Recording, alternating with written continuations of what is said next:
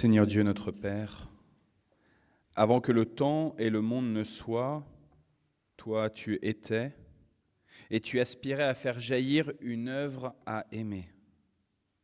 Tu as dit, et par ta parole tout s'est mis à exister, ce que l'on perçoit comme tout ce qui échappe à notre connaissance et à nos sens. Tu es remarquable, et cette capacité nous émeut et provoque notre adoration.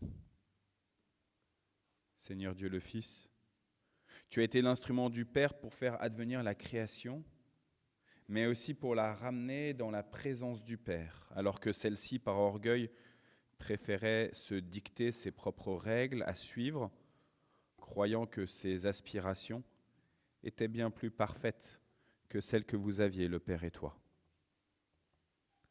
Ta miséricorde et ton intercession stimulent notre reconnaissance et notre espérance. Seigneur Dieu Saint-Esprit, tu as interpellé et tu interpelles encore toute la création pour reconnaître votre autorité au Père, au Fils et à toi. Tu ne lasses pas, tu ne te lasses pas de témoigner de la parole et de la rendre vivante en faisant de nous des croyantes et des croyants. Notre engagement et notre discipline à écouter et à aimer ne sont possibles que par toi, Saint-Esprit. C'est pourquoi, en ce début de célébration, nous te supplions, convainc-nous aujourd'hui et jusque dans l'éternité. Amen. Vous qui de bon matin êtes venus dans ce temple pour pratiquer votre culte, pour offrir votre adoration, votre reconnaissance, mais aussi votre repentance et votre supplication à Dieu. Vous qui de bon matin, pleines de bonnes intentions, êtes venus jusque dans ce lieu hérité de nos pères depuis 160 ans, vous inscrivant ainsi dans une longue et belle tradition de croyants. Soyez accueillis par celui qui est le saint hôte de ce lieu, lui qui était, qui est et qui sera. Il est le salut de vos vies et il veut rendre vivante maintenant, aujourd'hui, en vous, sa parole éternelle. Amen. Je vous propose de lire de manière dialoguée, de manière antiphonée, quelques versets du psaume 66.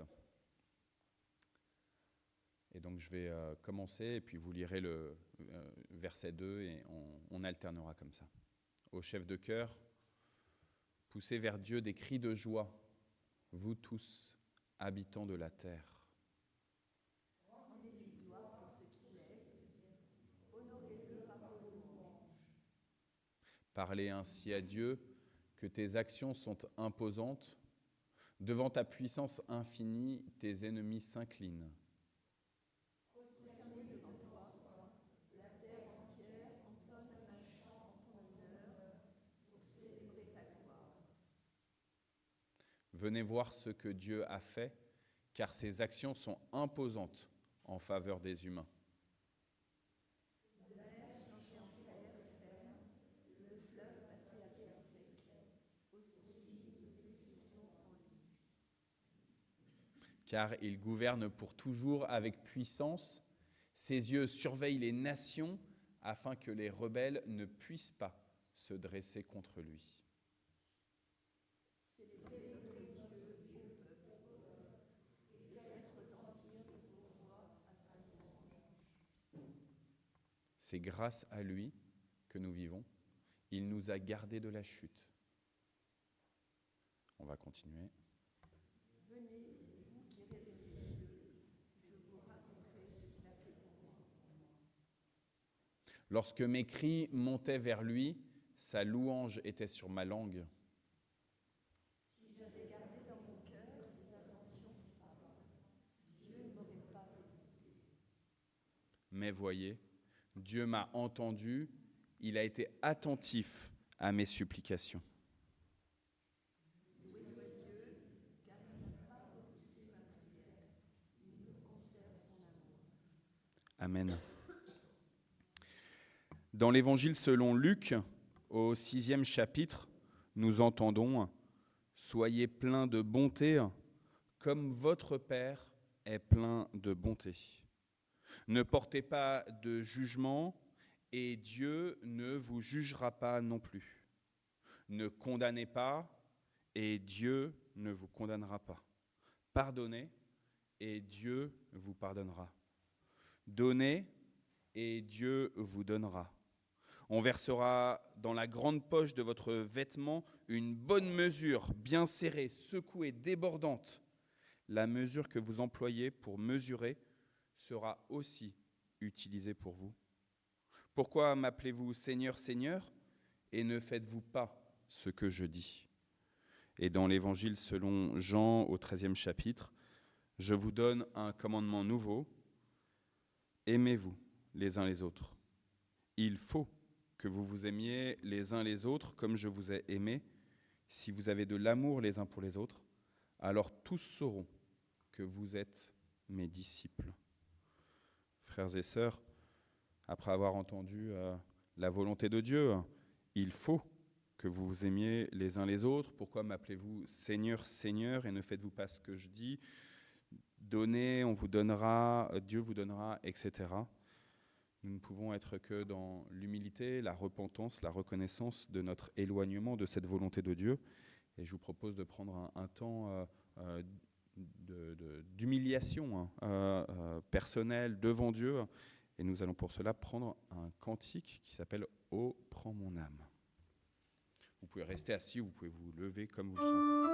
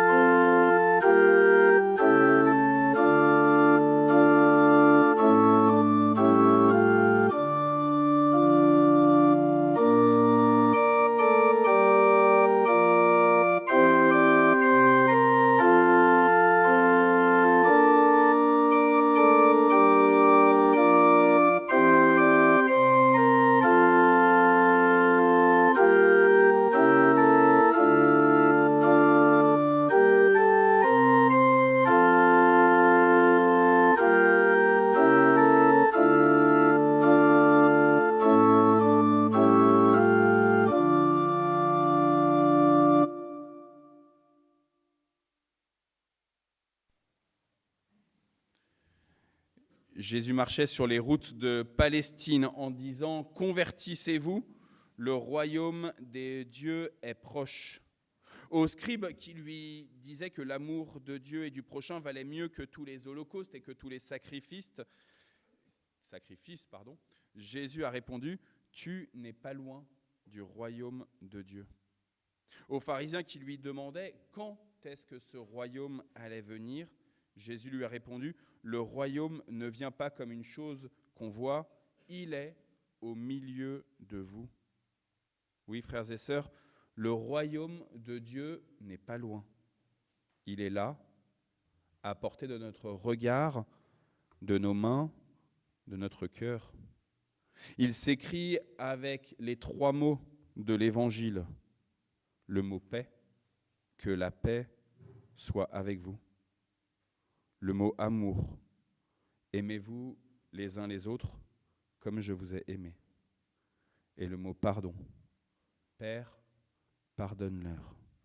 Alors que sa paix vous construise, que son amour vous guérisse, que son pardon vous réjouisse. Amen. Et je vous propose, puisque nous sommes pardonnés par le Seigneur, que nous sommes aimés par le Seigneur, que nous sommes envahis de sa paix, et que nous puissions exprimer aussi de la reconnaissance, de la joie. Et donc nous allons à nouveau nous lever pour entonner 2 cantiques pour que le jour qui se lève, et puis oh que ces choses belles.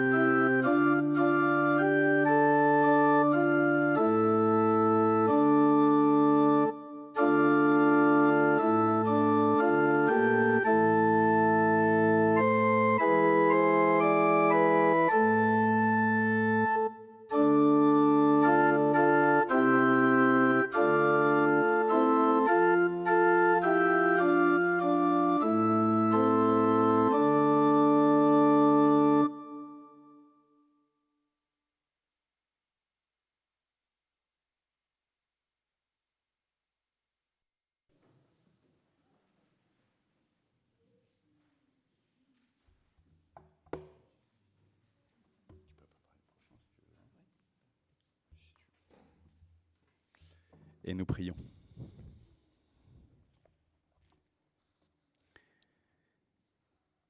Seigneur notre Dieu, parle-nous. Parle-nous ce matin. Nous avons été trop souvent sourds à tes commandements, à ta volonté. Parle-nous, réveille-nous, Seigneur, ce matin. Alors que nous sommes encore endormis, fatigués, épuisés par toutes les sursollicitations de ce monde, par toutes les invectives, parle-nous, Seigneur. Nous sommes là pour t'écouter. Amen.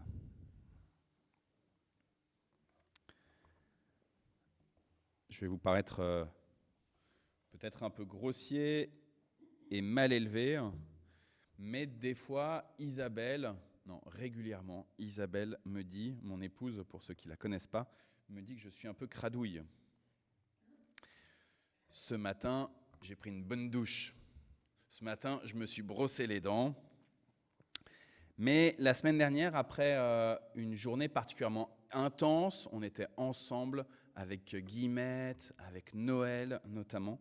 Après une journée particulièrement intense qui s'est clôturée à l'église Sainte-Anne de Gassicourt, j'arrive vers 22h à la maison et mon estomac me tourmentait l'esprit. Pourtant, à Sainte-Anne de Gassicourt, il y avait eu un petit apéro, un petit verre de l'amitié pour clôturer cette semaine de prière pour l'unité des chrétiens, mais j'avoue, je n'avais pas pris beaucoup. Et donc, j'arrive à la maison et Jonas et Naoum et Esther et Isabelle, ils avaient tous déjà fini le dîner.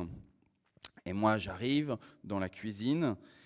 Je vois qu'Isabelle est en train de faire la vaisselle, il y a l'eau qui coule, je prends un petit peu de savon à côté de l'eau, là, au pouce-pouce, là, au pouce-mousse, je prends un peu l'eau, paf, paf, je mets vite fait, alors que l'eau coule sur la vaisselle, je me lave rapidement les mains, et puis, surtout, je sens l'odeur du friand qui est sur la table de la cuisine et qui m'attend dans une bonne assiette.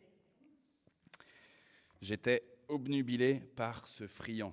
Je n'attendais qu'une chose, c'était de passer à table. Et je me doutais bien qu'ils s'étaient régalés, les enfants, et qu'Isabelle s'était régalée.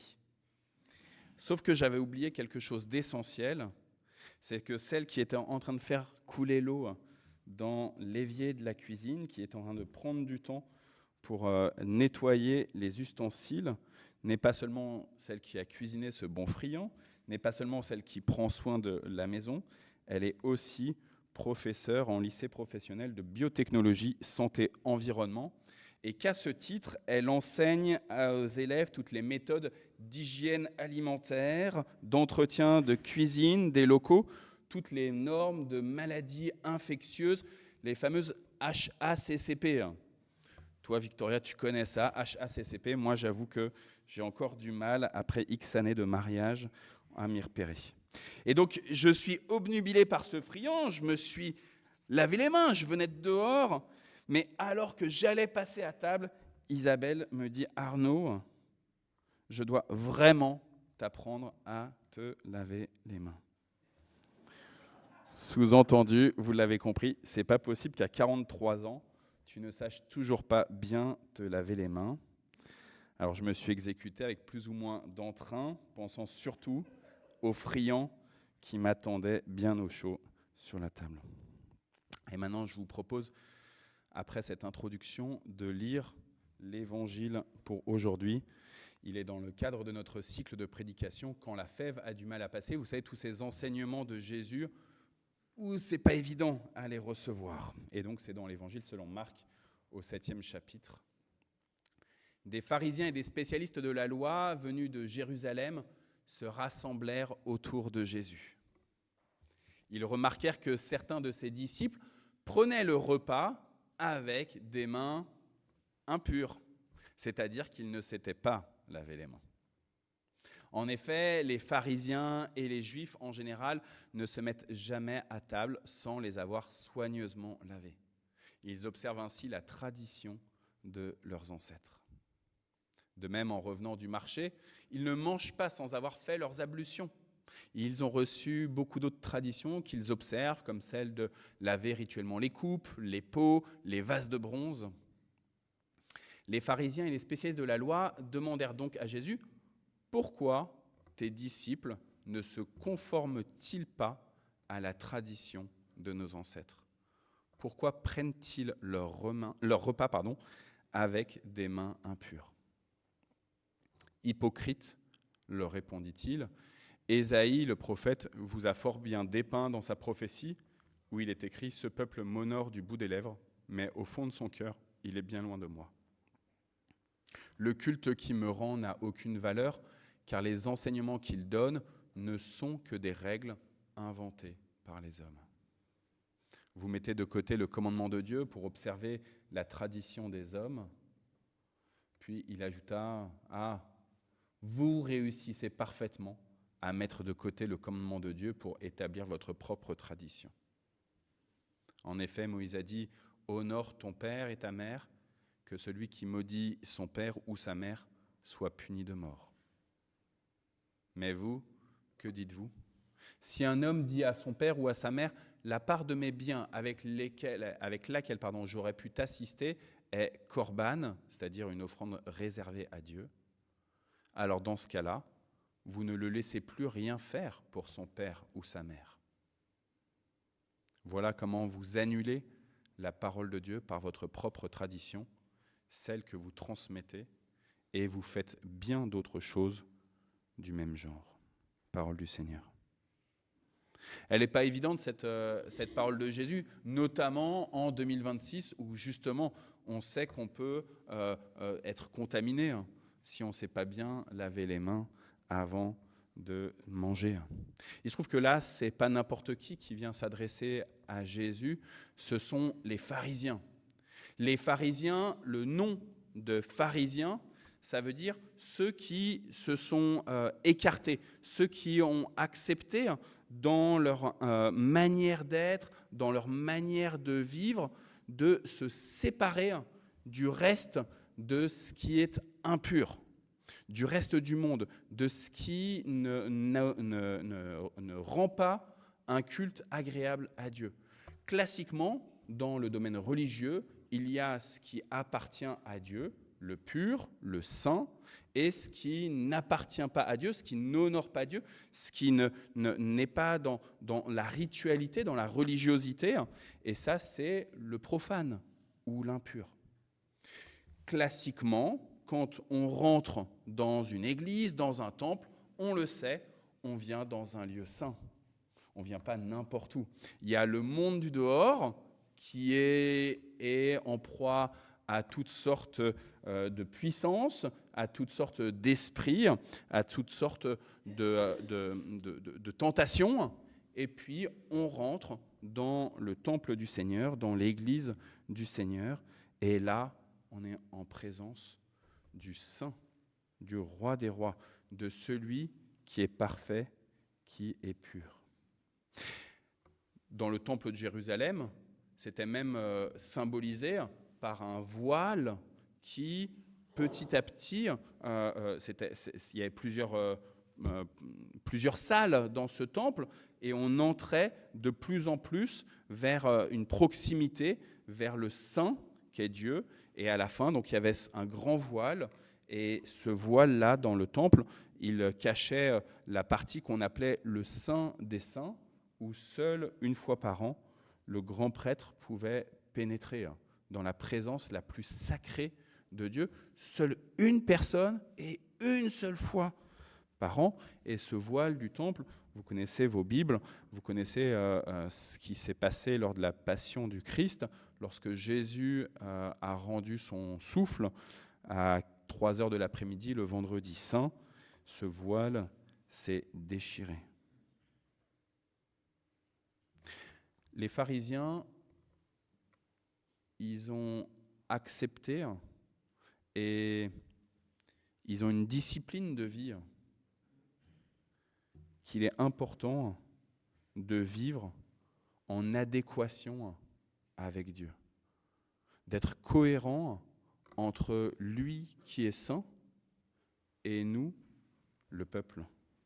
Et ce qu'il y avait dans le temple, et notamment dans cet espace du Saint des Saints, dans cette organisation avec des prêtres qui sont amenés à des rituels de pureté et de purification, eh ben, les pharisiens ont compris que finalement, on est appelé à être une nation sainte.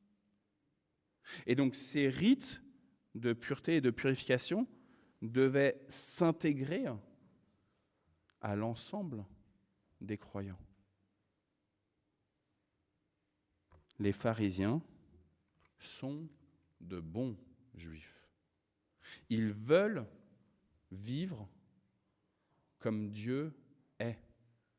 Si Dieu est saint, nous devons être saints.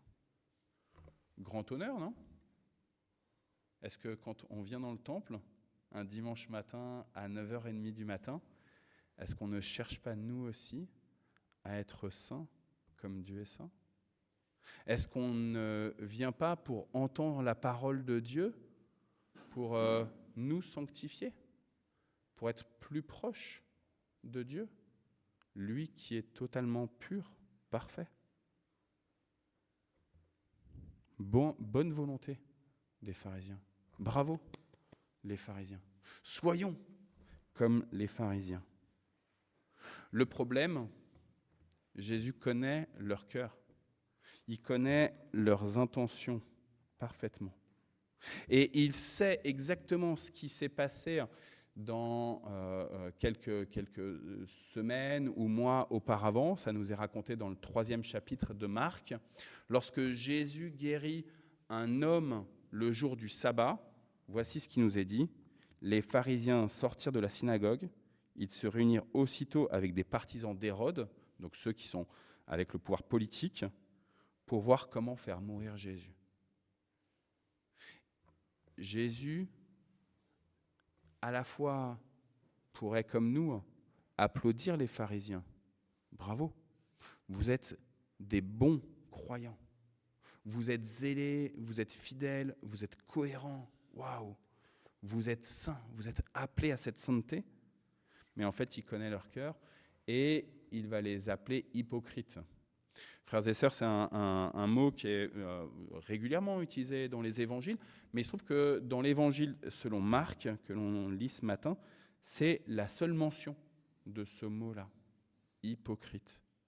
Pour ceux qui ne le savent pas, hypocrite, c'est le mot en grec qui était utilisé, puisque l'évangile selon Marc, il est écrit en grec, c'est le mot qui était utilisé pour parler des comédiens au théâtre. Des gens qui jouent un personnage qu'ils ne sont pas eux-mêmes. Jésus connaît leur cœur. Il sait, que lorsqu'ils posent une question, pourquoi est-ce que tes disciples ne suivent pas la coutume de nos ancêtres, de nos anciens, de nos pères ? Il sait exactement qu'ils sont en train de jouer un rôle. Frères et sœurs, combien est-ce que nous aussi, trop souvent, nous jouons le rôle de parfaits chrétiens ? À l'extérieur, tout est bien. On lit nos Bibles, on vient à l'église, on apporte même nos dîmes et nos offrandes. Pourtant, cette parole dure de Jésus aux pharisiens, hypocrite, vient s'adresser à nous. Jésus, à la suite de son cousin Jean-Baptiste, n'est pas venu pour faire de nous les tenants d'une religion, des conquérants sur des territoires pour venir avec une bannière, avec une jolie croix. Jésus, à la suite de Jean-Baptiste, est venu pour provoquer un changement radical, Je vous cite quelques versets. Marc chapitre 1, verset 4, c'est Jean-Baptiste qui parle. Changez de vie, convertissez-vous, faites-vous baptiser, et alors Dieu pardonnera vos péchés. Et puis Jésus, verset 15, donc verset 4 c'était Jean-Baptiste, verset 15 Jésus, le moment favorable est venu, le règne de Dieu est tout proche, changez de vie, convertissez-vous, croyez à la bonne nouvelle.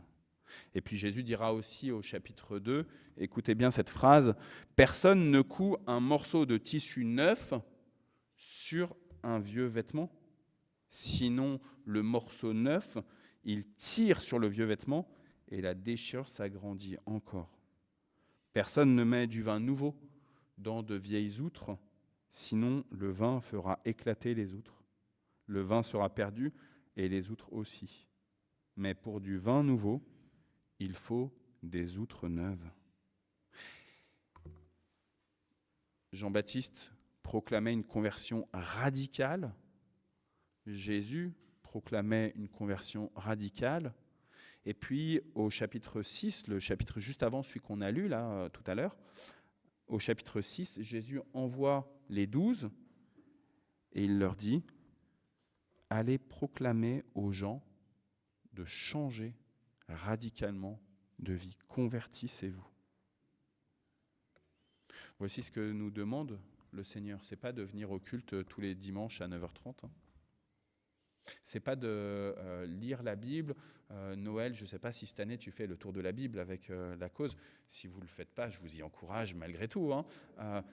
Du lundi au vendredi, vous pouvez vous connecter par Zoom et il y a 2 lecteurs, 2 lectrices qui... soit à 6h40, soit à 12h40, soit à 21h40. C'est les mêmes lectures et ça vous permettra qu'en une année, vous avez entendu toute la Bible. Et après le temps de lecture, il y a un temps aussi, pour ceux qui le souhaitent, de rester connectés, de partage, de méditation. Ça dure une vingtaine de minutes, le temps des lectures. Et pourtant, Dieu n'attend pas à ce que vous écoutiez la parole simplement, même de manière assidue, qu'à l'extérieur, vous puissiez dire « Oui, c'est bon, j'ai bien lu ma Bible tous les jours. » Vous savez, moi, sur l'application de la Bible YouVersion, chaque fois, au mois de décembre, YouVersion, l'application, me dit « Bravo Arnaud, tu as lu ta Bible, tu as lu ton plan de lecture de la Bible en un an. Félicitations Arnaud. » Et je gagne un badge. Je peux me mettre le badge. J'ai lu ma Bible. Mais certains le savent, j'en témoigne. J'écoute souvent ma Bible, mais d'une oreille finalement un peu distraite. Alors oui, bien sûr que j'ai mon badge de Bible en un an, mais est-ce que réellement la parole, elle a travaillé profondément mon cœur? Je vous ai dit, Jésus, il connaît le cœur des pharisiens. Il connaît leurs intentions. Il sait que leurs objectifs aux pharisiens, c'est de faire périr le Christ. Combien de fois finalement est-ce que la parole de Jésus, elle est trop dure à nos oreilles et on préférerait qu'il se taise, quoi. Qu'il soit mort avec sa parole, là. Elle n'est pas acceptable. Alors voici, Jésus, face à nos incompréhensions, face à nos jugements aussi, parce que là, c'est une question de jugement. Ils sont là. Pourquoi est-ce que tes disciples ne suivent-ils pas la tradition des ancêtres? Face à nos jugements, Jésus nous pose une question. Qu'est-ce que tu as attrapé? Qu'est-ce que tu t'es saisi comme enseignement, comme valeur, comme culture, et sur lequel tu restes accroché?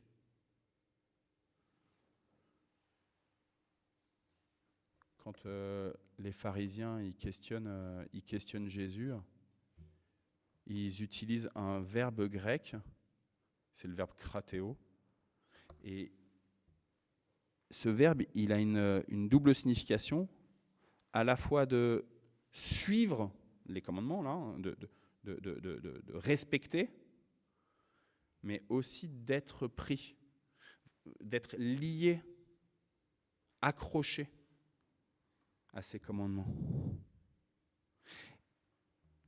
Et Jésus nous questionne avec ce verbe-là utilisé par les pharisiens. À quoi restes-tu accroché profondément? Qu'est-ce qui t'anime dans ton quotidien, dans tes relations humaines, en fonction de ce que tu penses avoir saisi, et je fais exprès de dire saisi, de la parole de Dieu? Comment est-ce que tu acceptes des fois de te laisser détacher par la parole elle-même? Ici, dans ce texte-là, Jésus remet en question la manière dont les pharisiens ont remplacé des traditions qui pourtant a priori sont belles, sont bonnes, mais qui viennent effacer, qui viennent amoindrir la parole de Dieu, transcendantale, puissante. Qu'est-ce qui t'accroche encore?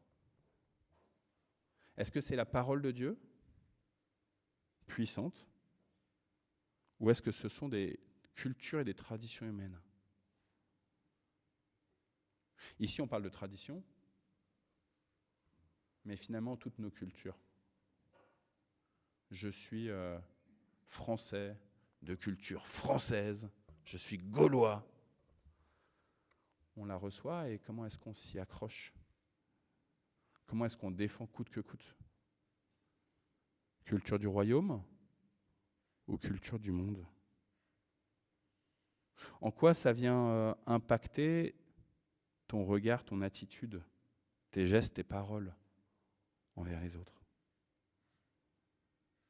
Combien il est facile de se sentir supérieur comme les pharisiens. Moi, j'ai compris. Je sais ce que Dieu attend, que je me lave bien les mains et que je fasse des bonnes ablutions, que je baptise mes coupes, parce que c'est ça qui se passait. On prenait les coupes et on les lavait entièrement, bien sous l'eau, bien baptisées, bien immergées. Est-ce que c'est ça qui importe? Ou est-ce que c'est de regarder l'autre avec tendresse, avec amour, comme le Père regarde chacun de ses enfants? Tradition et culture humaine est au-dessus. Parole d'amour de Dieu. Alors Jésus, il va parler d'une parole en particulier, honore ton père et ta mère, c'est dans les 10 commandements. Jésus nous dit, finalement, il y a la tradition et il y a les 10 commandements, il y a la loi de Dieu. Et on pourrait dire, ok, je respecte les 10 commandements et c'est bon. Exactement comme les pharisiens disent, je respecte la tradition et c'est bon. Mais tout à l'heure, j'ai commencé mon temps de prédication en vous rappelant que dans Marc chapitre 3, c'est au moment où Jésus a guéri un homme le jour du sabbat que les pharisiens ont eu à cœur de chercher la mort de Jésus. Finalement, il y a la tradition, il y a le décalogue, la loi de Dieu, mais dans le décalogue, il y a aussi le respect du sabbat. Et au-dessus du décalogue, l'amour de Dieu. Il est plus important d'aimer, d'apporter le salut, plutôt que de condamner. Et je vous rappelle les paroles que je vous ai données tout à l'heure au moment de l'absolution. Je vais les reprendre. Soyez pleins de bonté comme votre Père est plein de bonté. Ne portez pas de jugement et Dieu ne vous jugera pas non plus. Ne condamnez pas et Dieu ne vous condamnera pas. Pardonnez et Dieu vous pardonnera. Donnez et Dieu vous donnera. On versera dans la grande poche de votre vêtement une bonne mesure bien serrée, secouée, débordante, la mesure que vous employez pour mesurer sera aussi utilisée pour vous. Que celui qui a des oreilles pour entendre, qu'il entende la parole du Seigneur. Amen.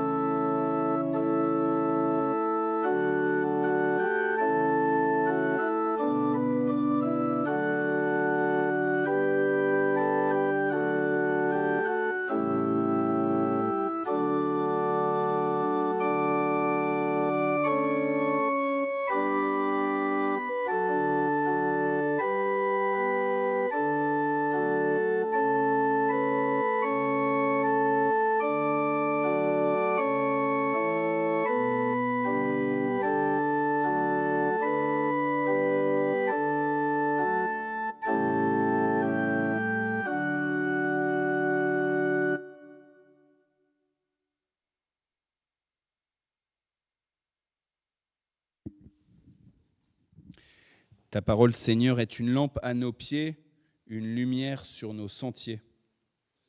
Tu es la lumière du monde, Seigneur Jésus, et c'est avec une gratitude immense et éternelle que nous acceptons ton invitation à nous tenir en ta présence, à être illuminés, irradiés par toi.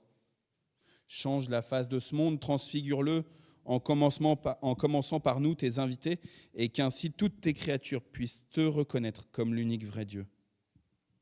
Tu es Saint Père, tu es Saint Fils, tu es Saint Saint-Esprit.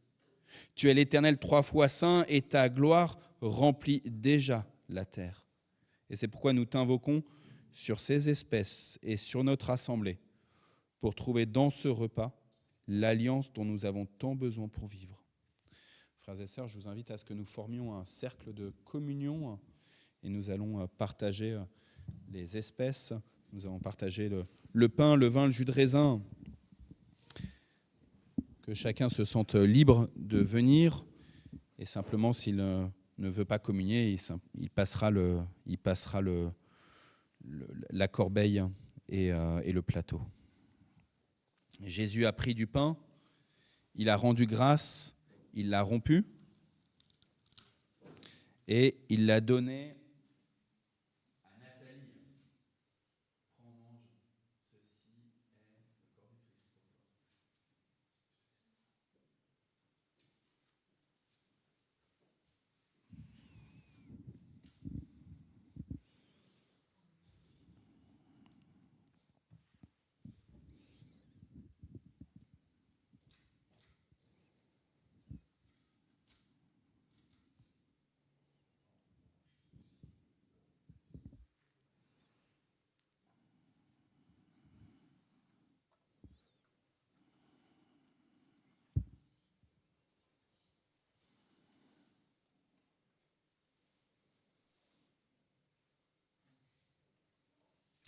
Et puis à la fin du repas, il a pris la coupe, il l'a élevée, rendant grâce à Dieu son Père et notre Père, et il l'a donnée à chacun de ses disciples. Alors lui, c'était une coupe de vin seulement, mais nous, on a du vin autour du plateau et du jus de raisin au centre du plateau.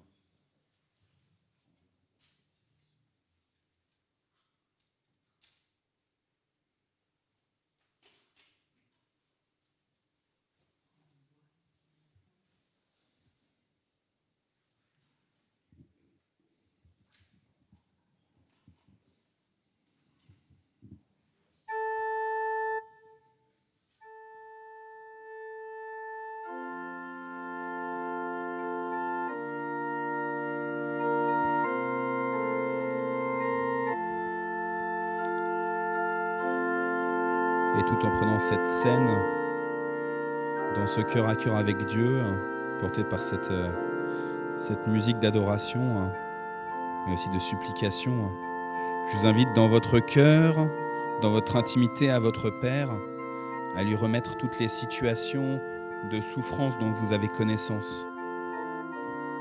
Autour de vous, dans vos familles, parmi vos amis,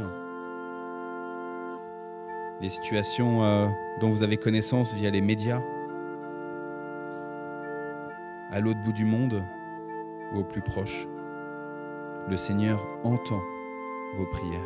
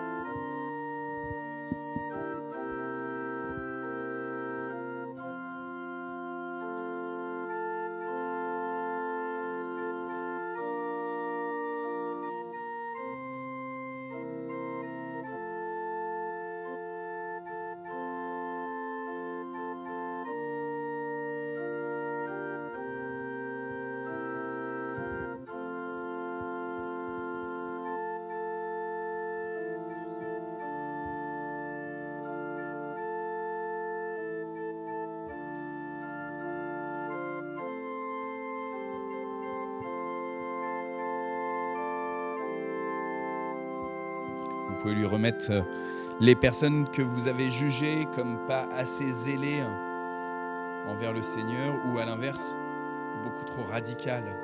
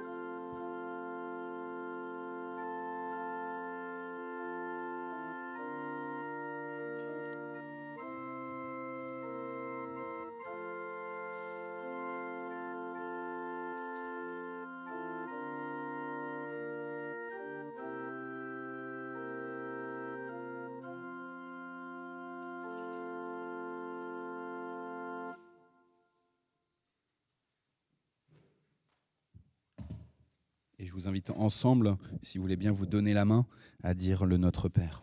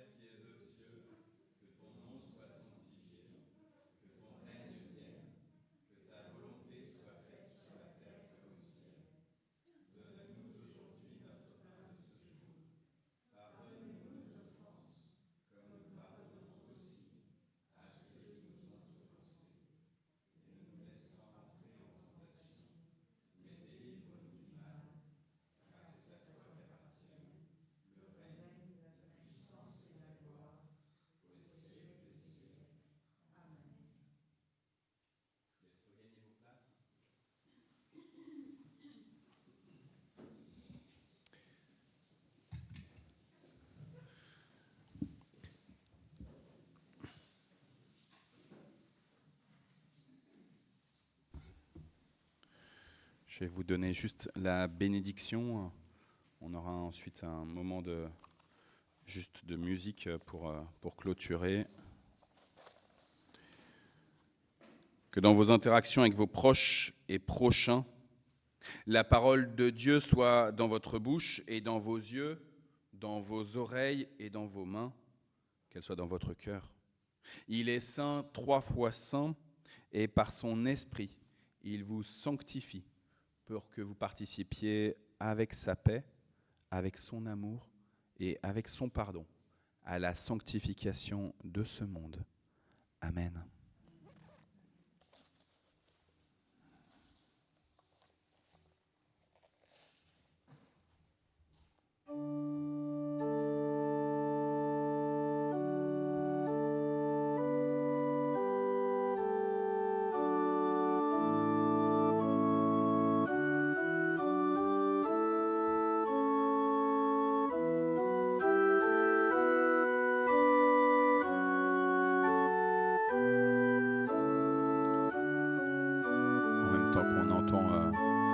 Cette musique, je vous donne juste quelques informations d'annonce. D'abord, si vous souhaitez participer à la vie matérielle de l'Église en apportant un don, sur la table à la sortie, vous verrez un panier. Vous avez juste à déposer vos offrandes. Pour la semaine prochaine, il y a à 20h45 le Zoom pour les lycéens, étudiants et jeunes adultes, donc pour les 15-25. Ça dure 3 quarts d'heure. Mardi, groupe de prière à 14h. Et jeudi, le culte du jeudi à 10h du matin, suivi par un repas. Samedi de la semaine prochaine, on a aussi une collecte alimentaire. Je pense que Michel Bratina, tu l'avais fait l'année dernière, il me semble. C'est au Carrefour City qui est à Mantes-la-Ville.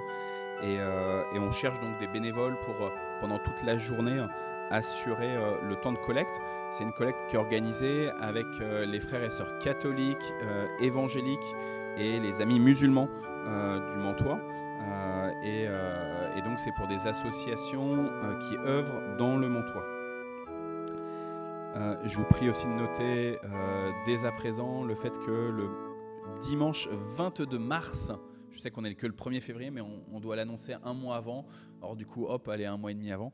Le dimanche 22 mars, c'est la journée des assemblées générales. Donc avec un culte à 9h45 au lieu de 9h30. Ensuite, à 10h45, l'assemblée générale de l'association de Cultuelle, la 1905.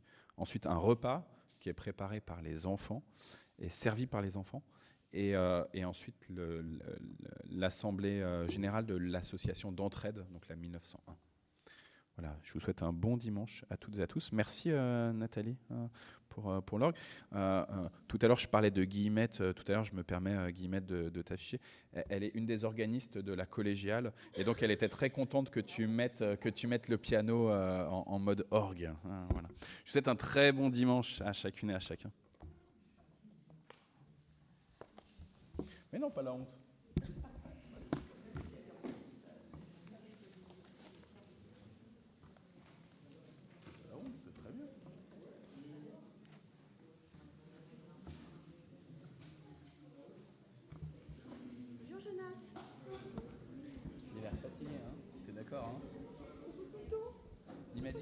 Il m'a dit qu'il a assez dormi, mais moi je me pose la question. Moi, j'ai pas assez dormi. Ouais. Elle s'est couchée tard, Nathalie. Attends, on est rentré à 1h30 et en fait, la grande maison s'est allumée. Et il y a un jeune pianiste qui vient travailler. Il travaillait encore. Il faisait encore des pianos à 1h30 du matin. Donc, je suis restée jusqu'à 2h parce que quelqu'un est venu le chercher à 2h. Donc, du coup, la prochaine fois, tu viens dormir à la maison, ce sera plus simple. 2h du matin.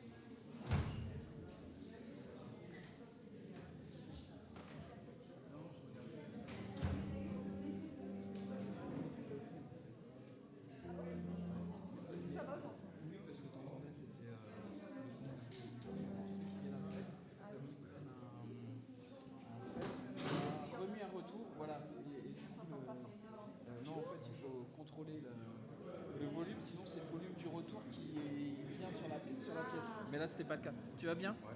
Ça va.